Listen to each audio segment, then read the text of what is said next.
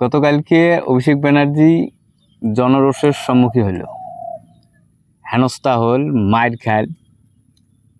তো তার আগত কিন্তু অভিষেক ব্যানার্জির একটি Z+ সিকিউরিটি আছে, পাবলিক চাপেরও পায়নি। ভোটত হাঁটতে হাঁটতে সব Z+ সিকিউরিটি যেটা আছিল সব তুলে নিয়েছে।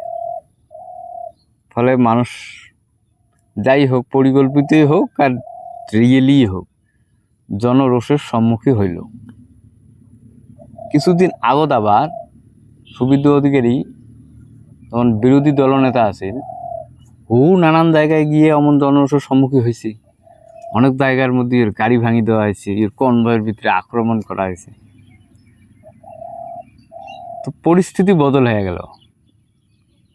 কারণ আগামী দিনে আরো দেবীর কি হয় সেটাও দেখা হবে। সরকার কি ইগো কনফ্লিক্ট চলছে নাকি এমার, এটা বিরোধী দলনেতা হিসেবে একটু সম্মান দেওয়াই যাইতো। কি এমন এবারে সিকিউরিটি রেনে দিতে কে দিকে।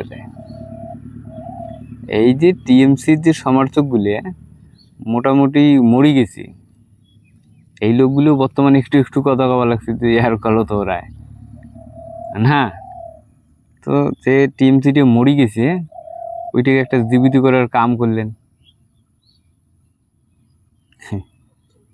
তো মতলব কি, মোর মনে হয় বিজেপি সরকারও বোধ হয় ওই বিরোধী হিসেবে টিএমসিকে চায়।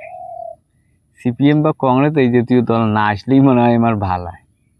আমরা এটাই সাপোর্ট করে যে টিএমসি থাক। তো অন্য কোনো দল যদি বিরোধী দল হিসেবে জায়গা তৈরি করতে চান বা নিজেকে প্রমাণ করতে চান, তো সেই দলের নেতা কমরেড মানুষের বাড়িতে যাইতে হবে, মানুষের পাশে দাঁড়াইতে হবে। ওই শুধুমাত্র ওই কলকাতায় 2-1 জন করলে হবে না। গ্রামে গঞ্জে সব জায়গার মধ্যে মানুষের পাশে দাঁড়াইতে হবে, মানুষের বিপদে যাইতে হবে। জওয়া নাই, কোনো নাই, খালি ফেসবুকের মধ্যে পোস্ট দিয়ে আমরা বড় নেতা, এটা নেই হতা।